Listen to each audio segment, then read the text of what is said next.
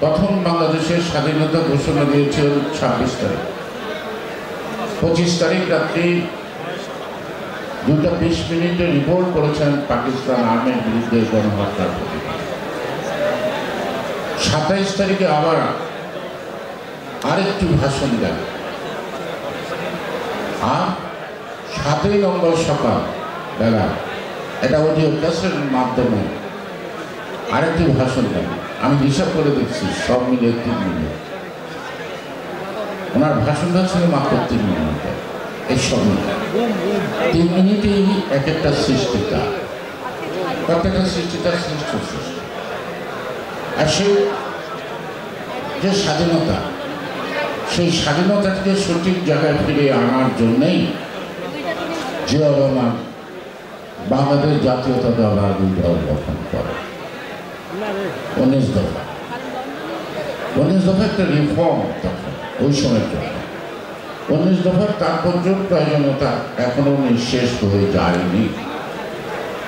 পরিবর্তিত পরিস্থিতিতে বর্তমানে 31 দফার মধ্যে নতুন 2-3টি সংযোজন হয়েছে না, কিন্তু উদ্দেশ্য 19 দফা যদি আমি সঠিকভাবে বিশ্লেষণ করি তাহলে 19 দফা 31 দফার মধ্যে সব কিছু পাওয়া যায়। সুতরাং basic reforms have been started by the President Zia Rahman himself. কিন্তু সকলটা উনি শেষ করতে পারেন না, কিন্তু শুরুটা করছেন।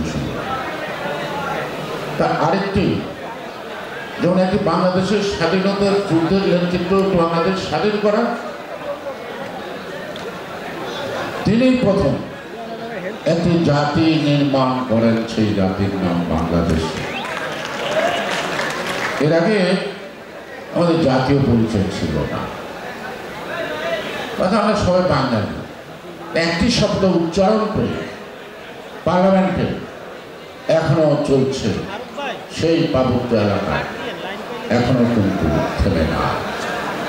সবাইকে বাঙালি বানাতে গিয়ে দেশে একটি অস্থিরতা সৃষ্টি করছে।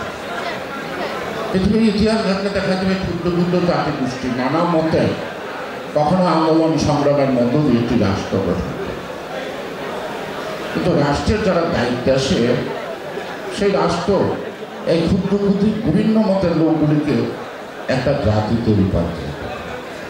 যে কাজটি স্বাধীনতা পর শেখ মুজিব করেন না, যে কাজটি জিয়া রহমান করেছে, নানা মত, নানা পথ, নানা ধরনের, নানা ভাষা, কিন্তু modern concept within the territory, অর্থাৎ 56,000 বর্গমাইলের মধ্যে সকল ধর্মবর্ণ নির্বিশেষে নানা ভাষার মানুষের মধ্য থেকে একটি জাতি, সেটা বাংলাদেশি, যেখানে সকলের স্বার্থ অধিকার সংরক্ষিত এবং নিশ্চিত হবে।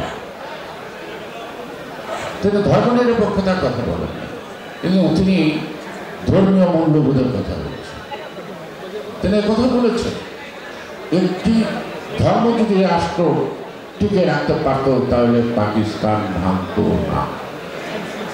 সুতরাং আমরা কেউ ভাষায় বাঙালি, আমরা কেউ ধর্মে হিন্দু, মুসলিম, বৌদ্ধ, খ্রিস্টান, আমাদের হাজার বছরের সংস্কৃতি সব কিছু মিলে একটি ঐতিহ্য মুক্তিযুদ্ধের মধ্যে দেশ স্বাধীন, সেই একটি স্বনির্ভর জাতি গঠন করার জন্য তিনি সর্বপ্রথম যে কাজটি করছেন না, এটি যে হিস্ট্রিটা পরে বা সেটার নাম এটি জাতি বাংলাদেশি। ওই শেখ হাসিনা নিয়ে বাঙালি বাঙালি করে, কিন্তু পাসপোর্টে লেখা আছে কিন্তু বাংলাদেশ, এই নামে ছিল। সুতরাং ওনার যে দূরদর্শিতা, উনি কথা কম বলতেন কিন্তু কাজটা একটু বেশি করতেন। আজকেও সংস্কারের কিছু শব্দ আমি বলব যে থামে, এটা জনগণ বুঝতে চায় না। যেই সংস্কার জনগণ বোঝে না সেই সংস্কার কিন্তু জনগণ অ্যাকসেপ্ট করবে না। সংস্কার তো জনগণের জন্য, রাষ্ট্রের জন্য। 31 দফার মধ্যে যে সংস্কার আছে তার চেয়ে উত্তম সংস্কার নতুন করে যা আসতেছে সেটাই একটা কি, যেটা নিয়ে আমরা খুব আশঙ্কা বোধ করছি। কোনটা? যে নির্বাচনী আশঙ্কা বোধ করছি।